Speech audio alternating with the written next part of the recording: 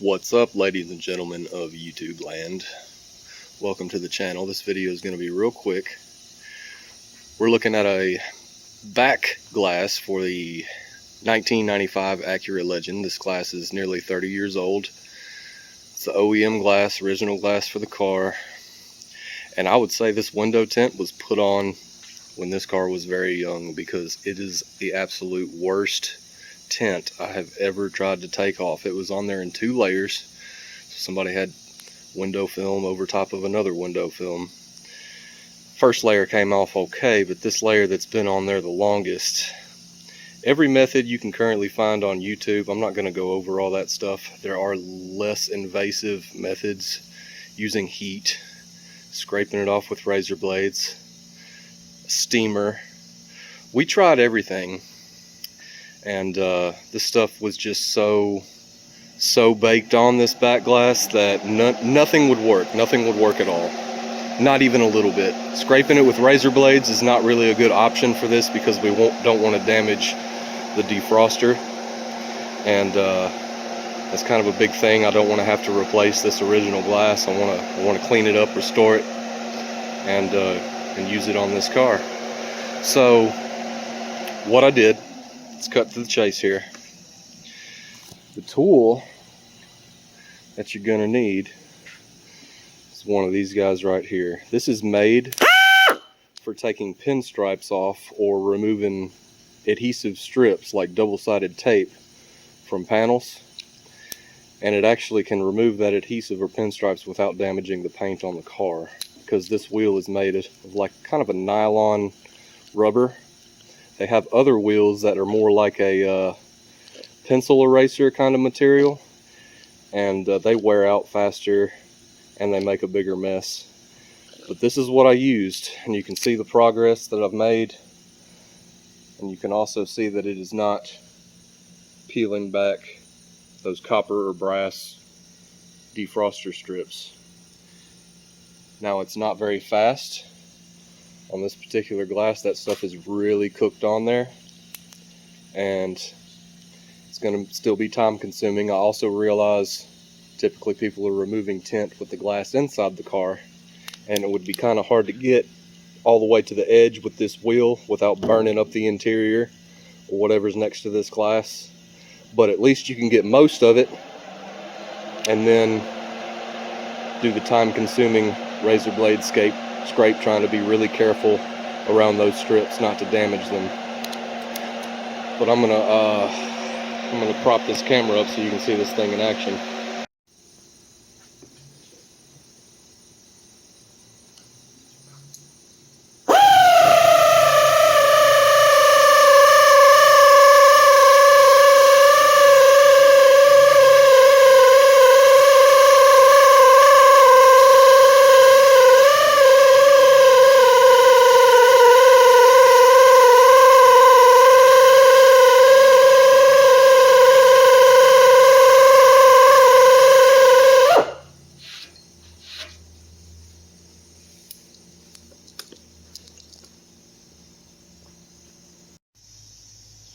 So there you have it. I just did kind of this little area here, maybe a couple inches wide, 6 inches long, and it's time consuming. It's not a very fast method, but it's literally the only method I could find to get that film off. Of course, when I was done, the little bits of adhesive that are still left on there, clean it up with some adhesive cleaner, adhesive remover of some kind. Pretty much any kind of adhesive remover will work. But on this one right here, that adhesive was so baked on there, I actually got my rag wet with the adhesive remover and added a little rubbing compound to it, and that did the trick. That allowed me to rub that adhesive straight off, got it clean, really crystal clean on that glass. And it kind of polished up that brass or copper heater strip. It's starting to look kind of more like a silvery color.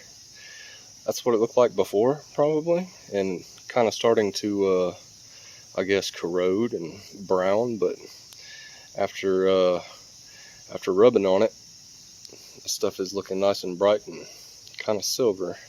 Just a couple precautions and a couple of tips to finish this up. the tool that you use, it needs to be geared for doing this. If you try to just put one of these rubber wheels on a regular die grinder or something, those things move way too fast. You're just going to sit there and get the surface too hot. You're going to smoke the rubber. It's not going to work very well for you. This thing comes with an adjustable,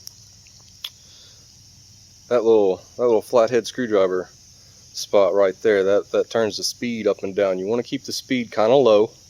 In the video, it probably looks like that wheel is spinning super fast, but it's not. It's turning fairly low RPMs, and that's what you want. You want it to go pretty slow. When you're setting the speed on that thing, kind of set it to where it's moving a little faster than you want it to, because when you start to apply pressure down, it's going to slow it down a little bit. You kind of have to find a nice balance that works for you. If you see smoke, too much speed, too much pressure. You need to slow it down a little bit.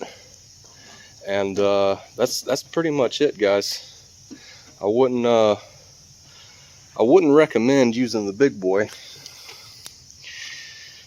This guy right here does the same thing, only this thing does a lot of work really fast. And because I have this glass sitting on a work stand, I don't want, I'm gripping this thing with two hands. I don't want that glass to slide off of my stand while I'm trying to use that thing. I used it a little bit, but I was really scared with the force that I have to put down to use that thing.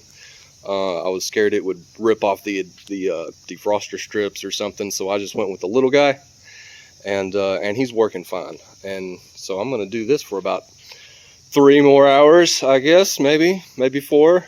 It's a painstaking process, but it's the only thing I could find that worked. Subscribe to the channel, like the video, and all that garbage. Keep the legend alive.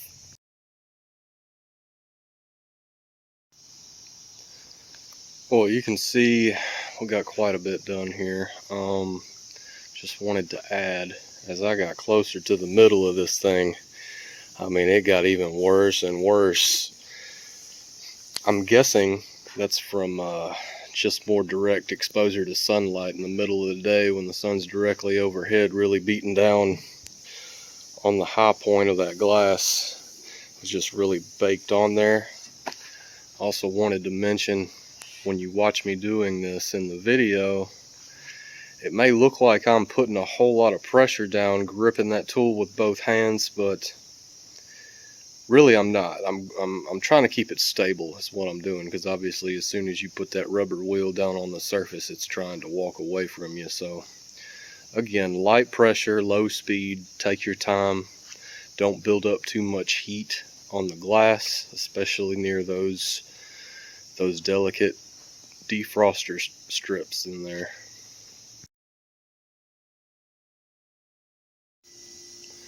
All done removing that film.